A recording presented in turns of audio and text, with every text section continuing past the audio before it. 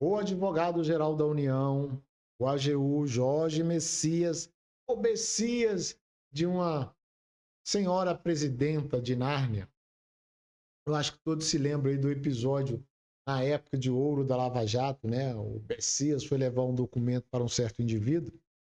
Parece que esse menino gosta mesmo de espetáculo. E ele foi ao Twitter demonstrar que é obediente ao regime e fez uma nota. E não é e nem deveria ser protocolar. E soltou essa aqui que eu vou mostrar aí, ó.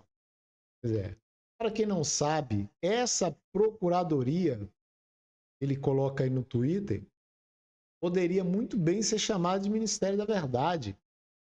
O órgão governamental encarregado para dizer o que é verdade ou não. E não é possível que a gente entenda como normal um órgão em um governo para defender a democracia, mesmo o governo de Nárnia. Ou seja, é defender o governo do povo. Essa nota ele fez aí contra aí o nosso jornalista de 83 anos, o Alexandre Garcia. E o Messias disse na noite de domingo, né, como está aí na nota, ter realmente determinado a Procuradoria de Defesa da Democracia que instaure o procedimento aí contra esse jornalista, o nosso jornalista Alexandre Garcia, respeitado jornalista de, de grandes matérias no Brasil, já trabalhou em diversas empresas de jornalismo, né? E tem que aguentar isso. Pois é. E o que aconteceu? O que aconteceu?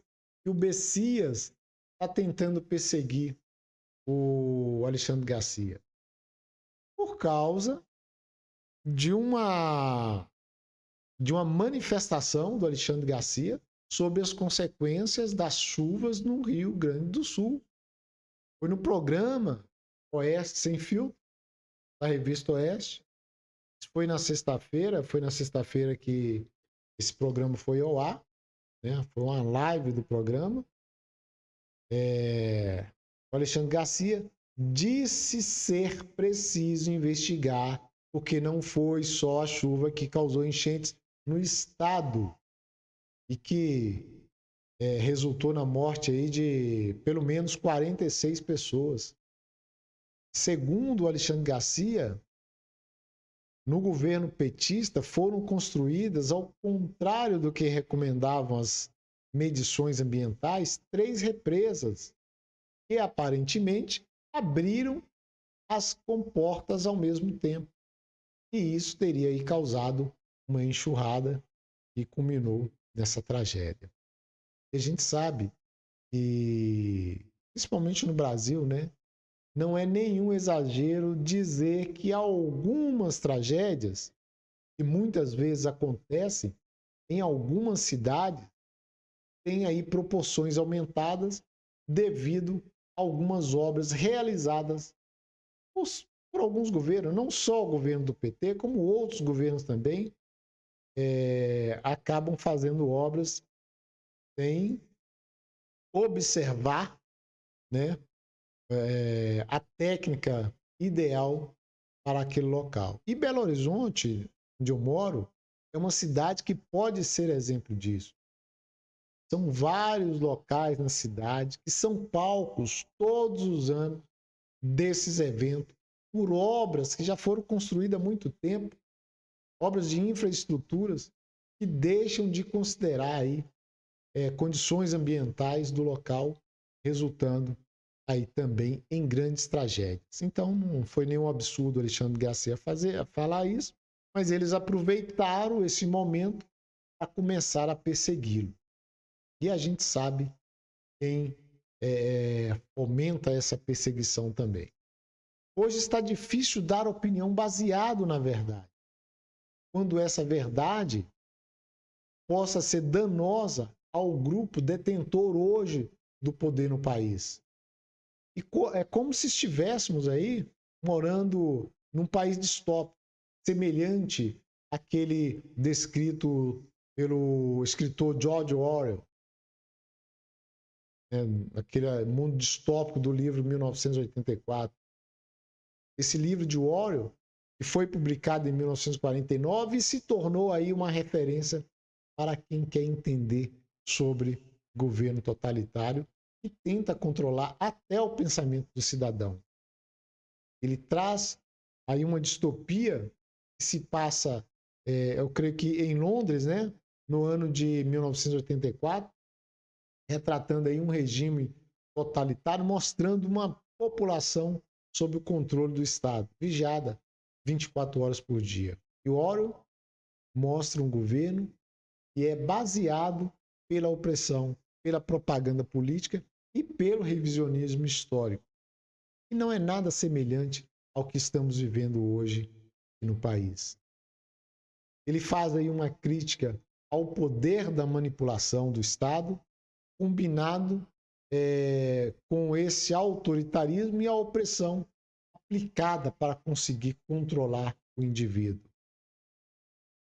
Mas eu trouxe aí esse mundo distópico de Orwell para justamente fazer, de repente, um paralelo com esse mundo maravilhoso que a gente vive aqui. E como já citei nessa matéria, né, sobre Orwell, né, e essa obra de Orwell é muito interessante, vamos então trazer um resumo aqui.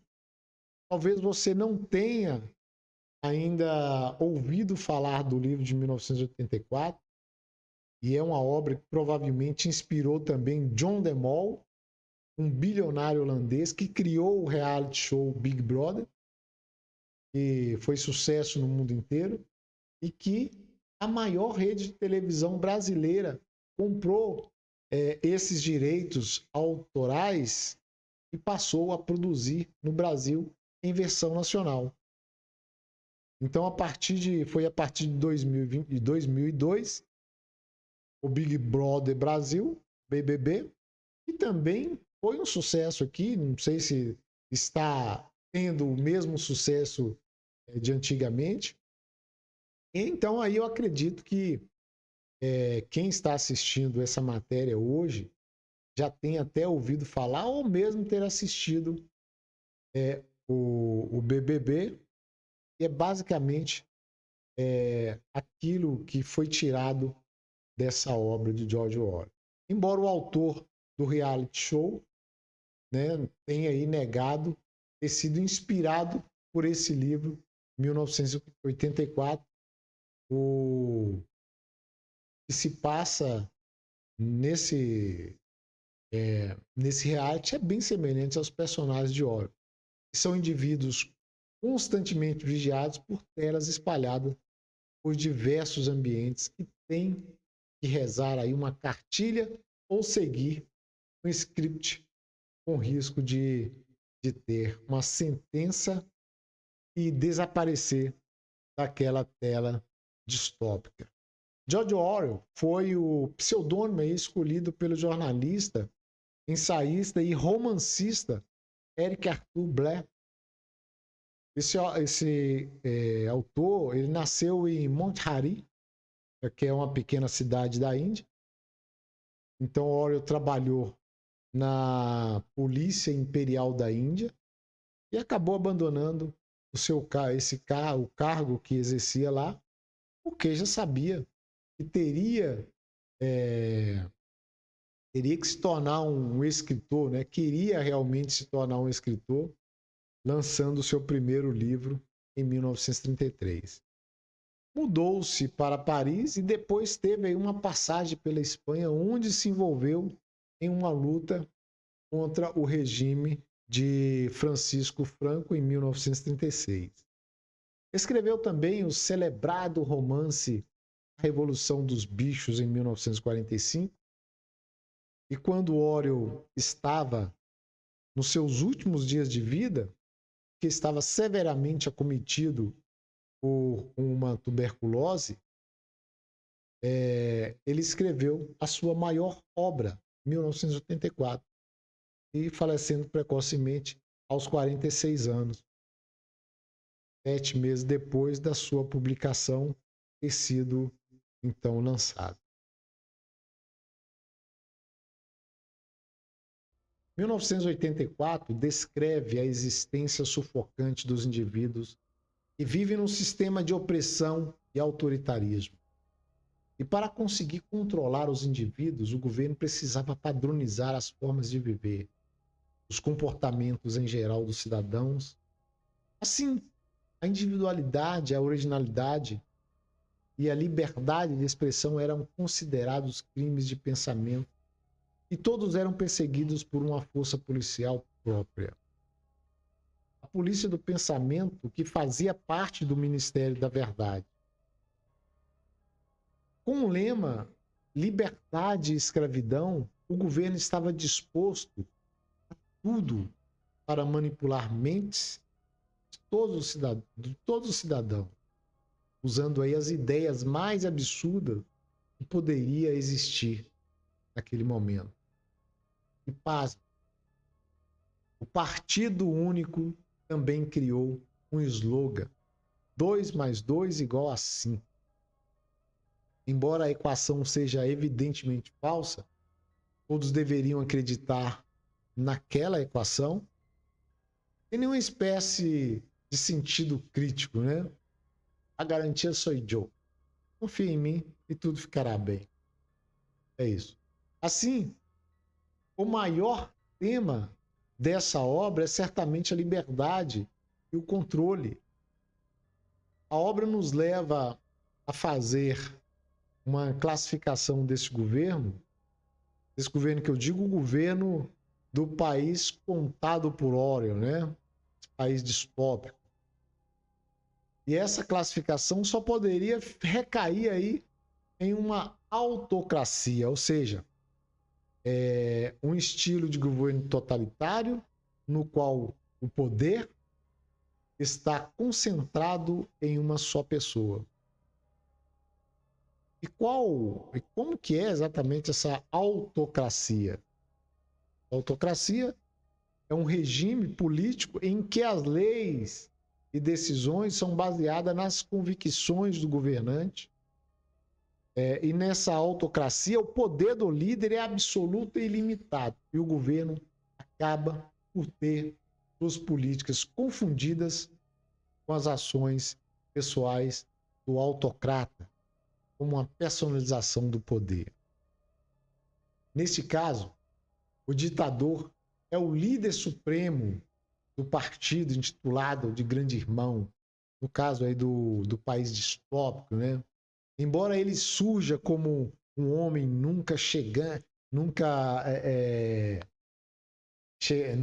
chegou a ver exatamente quem era, né? Esse líder desse país distópico. Com certeza, aquela figura existia mesmo, era para uma representação simbólica da autoridade governamental. Quem sabe até não querem transformar essa dita democracia de Nárnia em uma figura como essa do Big Brother. Na obra de Orwell, além de serem controlados pelo governante, os cidadãos também precisavam prestar culto e adorar o seu retrato todos os dias. No romance, é sobretudo através da vigilância, essa vigilância apertada, né, e constante, que o partido conseguia ter controle tão grande na conduta dos indivíduos. O protagonista da narrativa de Orwell é Winston Smith, um homem comum que trabalhava para o partido externo, e ele trabalhava no Ministério da Verdade, considerado aí um funcionário menor. O seu trabalho estava relacionado com a propaganda política e a falsificação de documentos. Smith era responsável por adulterar esses registros e dos antigos jornais e artigos de opinião, reescrevendo a história segundo os interesses do governo. O objetivo era criar buracos da memória, ou seja, apagar a verdade sobre determinados assuntos. O governante era ladrão, vamos apagar da memória. Esse governante vai virar, sei lá, um santo, um homem sem passado, e agora, né, vai renovar, vai... É isso. O revisionismo, na tentativa de reescrever a história, não tem nada a ver com o que está acontecendo na Terra de Nárnia. Certeza não. Estamos comentando isso de vez em quando para a gente ficar um pouco mais alerta, né? Não existe isso ainda aqui. O Winston fazia, então, desaparecer aqueles fatos históricos.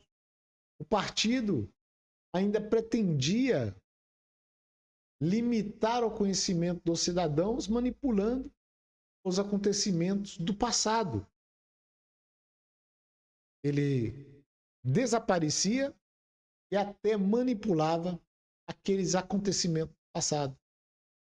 Também não tem nada a ver com o que aconteceu em Nárnia durante uma certa eleição. No entanto, Winston tem acesso às informações reais e, gradualmente, essas informações iriam despertando, de uma certa forma, a sua consciência. E apesar de trabalhar diretamente para o governo, esse protagonista, Winston, ia ficando cada vez mais revoltado com aquilo que estava existindo ali, estava fazendo, ele mesmo estava fazendo. E mesmo sabendo que isso poderia trazê-lo complicações, sérios problemas no futuro. Aos poucos, ele começava a conspirar contra aquele regime e desejando que aquele regime fosse derrubado. Com o passar do tempo, as ações de Winston vão sendo monitoradas e seguidas pelo governo, que começou a desconfiar dele. Um outro indivíduo, o O'Brien, um dos antagonistas aí da história, que era um colega de trabalho de Winston, recrutado, inclusive, para vigiá-lo e conduzi-lo para que ele voltasse à obediência. Por outro lado, no escritório, ele conheceu a Júlia, uma mulher que partilhava aí das mesmas visões e ideologias dele, embora também escondia, né? É importante salientar que naquela sociedade o amor era proibido e os indivíduos apenas poderiam se relacionar para gerar novas vidas. Deste modo, a ligação que nasce entre os dois era criminosa, desde a sua origem. O casal resiste, tenta lutar aí contra um sistema e acabaram, de certa forma, falhando e indo parar na prisão. Nas mãos do Ministério do Amor, que era, na verdade, responsável pela tortura, eles conhecem o lado mais violento daquele regime. Veja que a gente vai falando sobre o romance e, ao mesmo tempo, a gente consegue pensar na nossa realidade e extrair uma incrível semelhança com os atuais acontecimentos em Nárnia. Governo do Amor, Ministério do Amor, né? Nessa passagem podemos analisar como o autor escolhe nomes para os ministérios que acaba contrastando aí com a real ação, com a real intenção que o governo propõe. No caso, o Ministério do Amor é responsável por grandes violências e torturas. E vemos, de repente, no governo de Narnia, né? Um ministério, um órgão é aí escolhido para fazer a defesa da democracia, acaba perseguindo seus adversários. O órgão que cuida de defender essa democracia. Me parece mesmo escalado para essa perseguição. E voltando ao mundo distópico de Winston, lá no quarto 101, o apogeu do poder opressor do partido, Winston é espancado, embora segure durante muito tempo, ele acaba cedendo à pressão e delatando Júlia. Delatou Júlia. Falou que ela participava do esquema, que estava tentando derrubar o governo. É incrível. Mas não dá para seguir falando desse romance sem pensar no que está acontecendo nesse reino do amor de Nárnia. Nesta passagem, o governo distópico, fica evidente a impossibilidade de criar laços e o modo como a solidão coletiva é usada como um jeito de fragilizar e dominar esses indivíduos. Você tira o cidadão do convívio social, faz diversas acusações, leva o sujeito, após várias audiências, a acreditar que realmente ele deve alguma coisa à justiça e que precisa delatar. Ainda que não tenha nenhum crime a contar, mas ele precisa fazer algo para ajudar o grande irmão e se ver livre daquela tortura. O objetivo do partido não era eliminar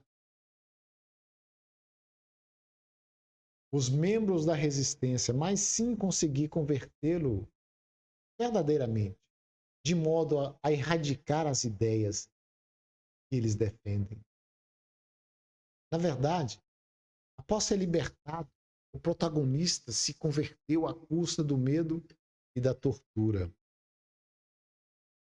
Após vários questionamentos do valor de 2 mais 2, finalmente, o indivíduo entendeu e respondeu que o resultado da soma era sim. Simplesmente porque o grande irmão queria que fosse esse o resultado. Quando Winston finalmente reencontra Júlia, percebemos que ela também o teria denunciado no quarto 101 e que o sentimento que os unia já não existia mais. Winston se enquadrou e tornou-se, dessa forma, um ser, um cidadão exemplar, cumprindo fielmente todas as ordens e regras do Big Brother, grande irmão. Afinal, quando olha a imagem do grande irmão, ele então percebe a sua fé no poder daquele sistema. E aí, a lavagem cerebral demonstra que foi bem sucedida. Pois é, o livro traz essa crítica poderosa ao poder de manipulação que um sistema pode exercer sobre seu cidadão. Muitos acreditam que a obra se trata de um retrato que o autor deixou para gerações futuras. Talvez essa geração que estamos vivendo agora. Cidadãos de Nárnia, eu diga. Escrita no começo da Guerra Fria, a narrativa é fruto de um contexto histórico marcado pela disputa política e ideológica. O enredo apresenta as guerras constantes como uma forma premeditada de manter os privilégios no topo através da dominação das classes baixas. No entanto, 1984, acima de tudo, eu acredito que seja um alerta, e a gente tem que acreditar mesmo. Esse alerta sobre o poder que corrompe, formulado por um autor que viu, é claro, a ascensão de vários regimes ditatoriais, e a história dele é exatamente essa. Por outro lado, a obra deixa uma visão bastante negativa sobre aquilo que poderá ou poderia acontecer se o futuro da humanidade, caso ela viva em sociedades que misturam autoritarismo e tecnologia destinada à vigilância, exacerbada aí de cidadãos, né, fosse integralmente implementada.